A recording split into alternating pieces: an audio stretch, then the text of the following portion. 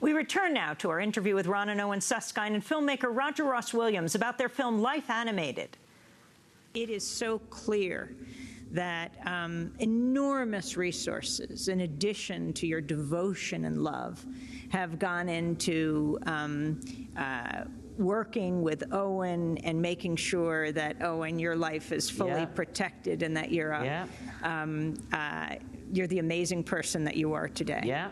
So how did you do it? And what do you say to those without the resources? Well, you know, it's something we talk to thousands of families these days, since certainly the book came out, and it'll be even more now with the movie. And you know, we are advocates to make sure that the therapies needed for autism are covered by insurances. I think 38 states do, many still don't, and not fully covered. You know, it's difficult for so many families. I mean, the one thing we do say, if it's possible to trim your jib enough that one parent can stay home, that ended up being important for us, and it's important for many. The other thing that we found, though, with all of the money we spent, the thing that had the greatest yield, the greatest outcome, is finding Owen's passion, his affinity, and saying, whatever it is, we're going to go deep into that. It could be Disney, it could be cars, it could be astronomy, it could be maps.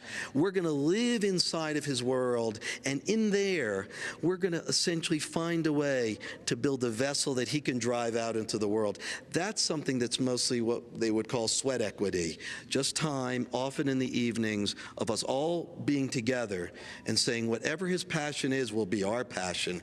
I mean, we were no great Disney fans to start with, but we became them because Owen created a whole language using Disney. But in that life of assisted living, of the school, you clearly found one of the finest schools. What do you say to other parents who don't have the resources to be able to provide that kind of support?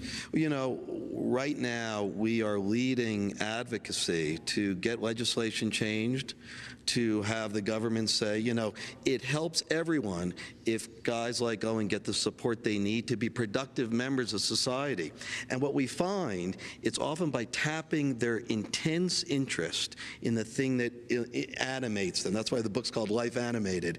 Once you find that, you find skills that are often overlooked that end up being pathways to jobs, careers, and being productive, especially when Owen is 24 now. When they hit 22 years old, they get out of school, they've got to find their way somehow.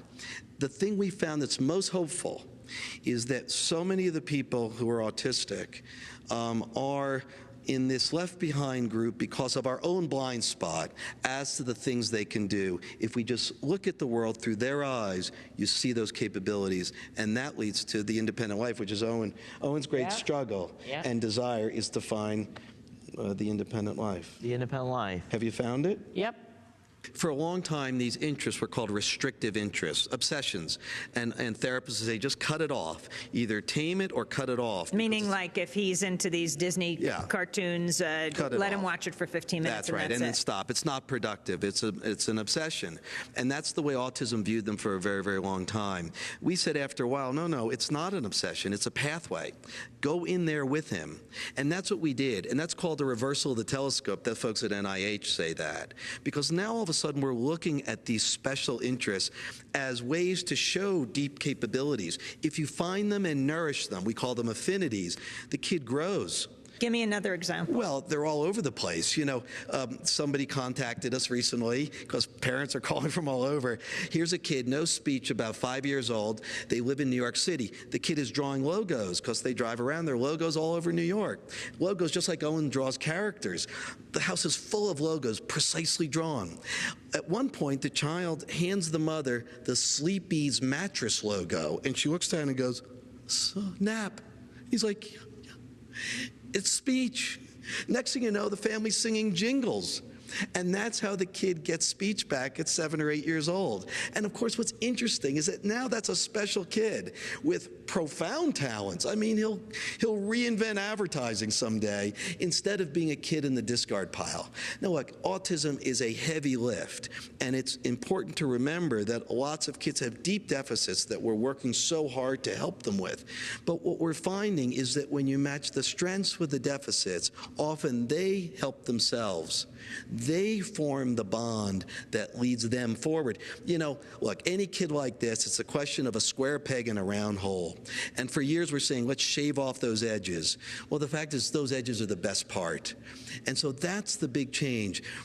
Help them be larger versions of themselves, because they actually are quite self-directed. They know their strengths.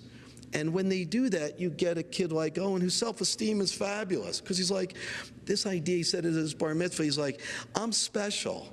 But special is a real word. It's not a word meaning less. I'm not less. I'm just different. And I'm a proud autistic man who's different. Embrace that I'm different, and celebrate it. And that's what he said at that speech in France. And that's a great story for all of us, families with kids or people who deal with autism, who are autistic, that helps the world look at them, I think, with what Proust would call new eyes. And that's part of what's happening here because of all that's occurring.